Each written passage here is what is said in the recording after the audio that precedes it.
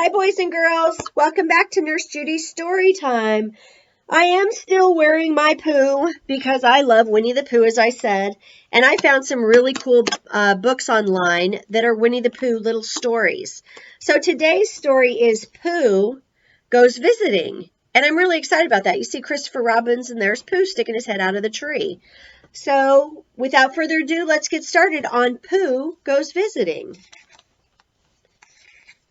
So this book is by A.A. Milne with decorations by Ernest H. Shepard. Pooh Goes Visiting.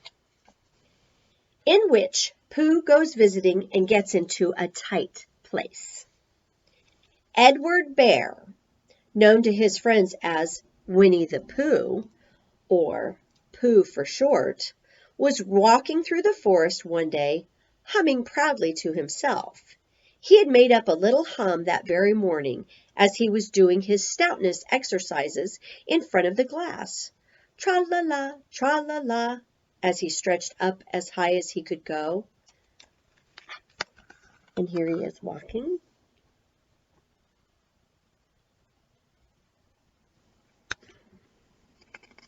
And then tra-la-la, oh, help, la, as he tried to reach his toes. After breakfast, he had said it over and over to himself until he had learnt it off by heart. And now he was humming it right through properly. It went like this. Tra-la-la, tra-la-la, tra-la-la, tra-la-la. Rum-tum, tiddle-lum-tum. Tiddle-little, tiddle-little, tiddle-little, tiddle-little, rum-tum-tum, tiddle-lum. Well, he was humming this hum to himself and walking along gaily, wondering what everybody else was doing and what it felt like being somebody else. When suddenly he came to a sandy bank, and in the bank was a large hole. Now, there's Winnie the Pooh, and he's trying to touch his toes in front of the glass. But he found a hole. Aha, said Pooh. Rum-tum, tiddle-lum-tum. If I know anything about anything, that hole means rabbit, he said. And rabbit means company, he said. And company means food and listening to me humming and such, like rum-tum-tum-tiddle-lum. So he bent down and he put his head into the hole and he called out, "Is anybody at home?" There was a sudden scuffling noise from inside the hole and then silence. What I said was, "Is anybody at home?" called out Pooh very loudly. "No," said a voice, and then added, "You needn't shout so loud. I heard you quite well the first time." "Bother," said Pooh. "Isn't there anybody here at all?" "Nobody." Here's Winnie the Pooh sticking his head in the door. Can you see him sticking his head in the hole and shouting, but there's nobody there. Winnie the Pooh took his head out of the hole and thought for a little. And he thought to himself, there must be somebody there, because somebody must have said nobody. So he put his head back in the hole and said, "Hello, Rabbit, is that you?" "No," said Rabbit in a different sort of voice this time. "But isn't that Rabbit's voice?" "I don't think so," said Rabbit. "It isn't meant to be." "Oh," said Pooh. He took his head out of the hole and had another think. And then he put his head back and he said, "Well, could you very kindly Tell me where Rabbit is." "He's gone to see his friend Pooh Bear, who is a great friend of his." "But this is me," said Bear, very much surprised. "What sort of me?" "Pooh Bear." "Are you sure?" said Rabbit, still more surprised. Quite sure." "Oh, well then, come in." And there's Winnie the Pooh.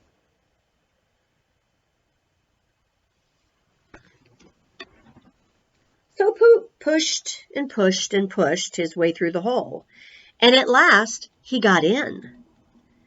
"You were quite right," said Rabbit, looking at him all over. "It is you. Glad to see you."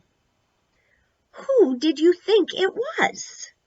"Well, I wasn't sure. You know how it is in the forest. One can't have anybody coming into one's house. One has to be careful. What about a mouthful or something?"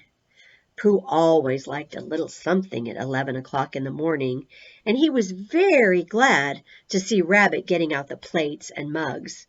And when Rabbit said, "Honey or condensed milk with your bread?" he was so excited that he said, "Both." And then, so not to seem greedy, he added, "But don't bother about the bread, please." And for a long time after that, he said nothing, until at last, humming to himself in a rather sticky voice, he got up, shook Rabbit lovingly by the paw, and said that he must be going on. "Must you?" said Rabbit politely. "Well," said Pooh, "I could stay a little longer if you—" and he tried very hard to look in the direction of the larder. "As a matter of fact," said Rabbit, "I was going out myself directly." "Oh, well then, I'll be going on. Goodbye." "Well, goodbye if you're sure you won't have any more." "Is there any more?"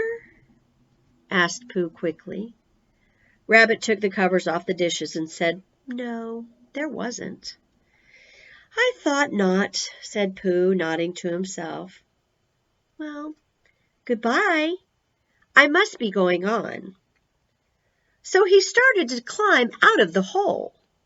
He pulled with his front paws and pushed with his back paws, and in a little while his nose was out in the open again, and then his ears, and then his front paws, and then his shoulders, and then— "Oh, help," said Pooh.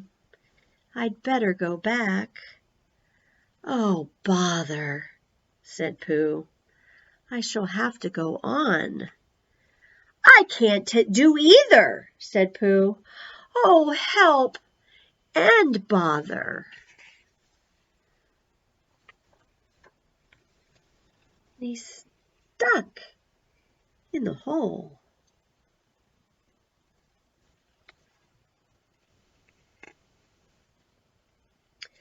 Now, by this time, Rabbit wanted to go for a walk too, and finding the front door full, he went out the back door and came round to Pooh and looked at him.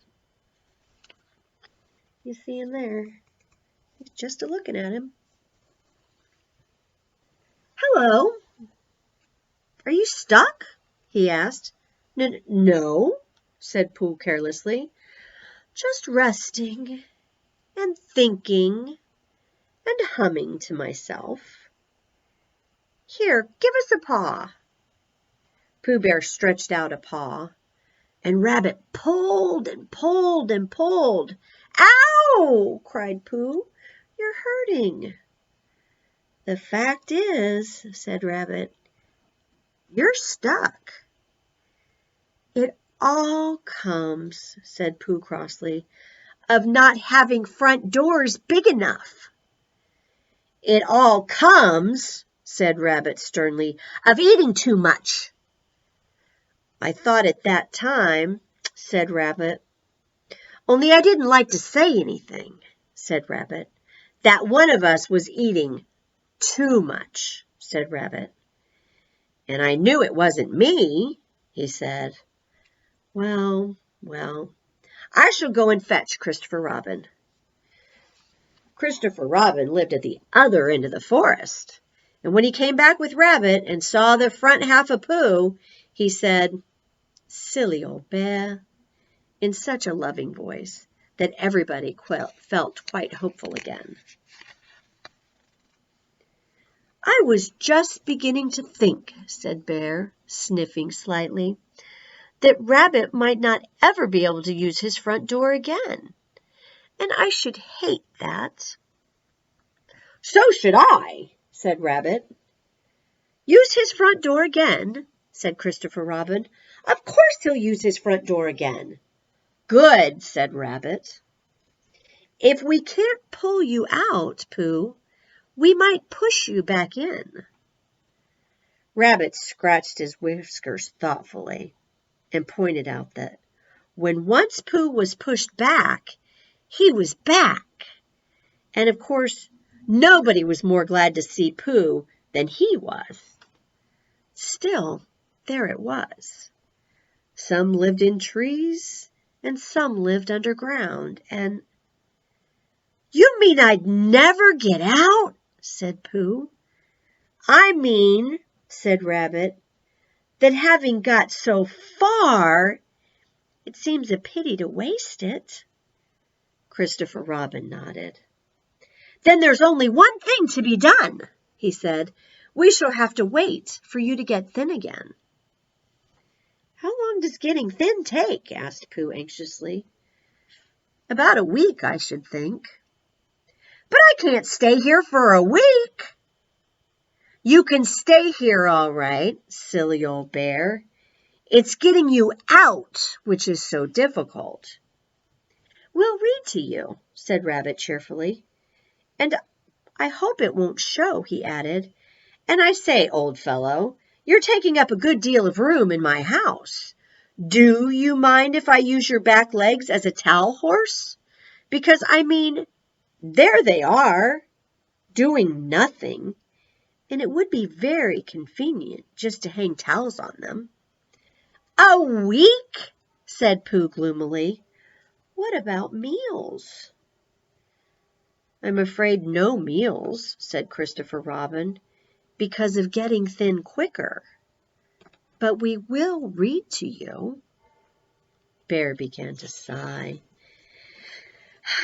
and then found he couldn't, because he was so tightly stuck, and a tear rolled down his eye as he said, "Then would you read a sustaining book, such as would help and comfort a wedged bear in great tightness?" So for a week, Christopher Robin read that sort of book at the north end of Pooh. And there Pooh is stuck, and there Christopher Robin sits, reading him a story.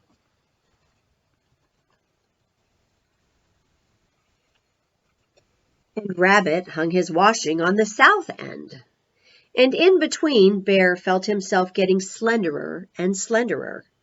And at the end of the week, Christopher Robin said, "Now!" So he took hold of Pooh's front paws, and Rabbit took hold of Christopher Robin, and all Rabbit's friends and relations took hold of Rabbit, and they all pulled together.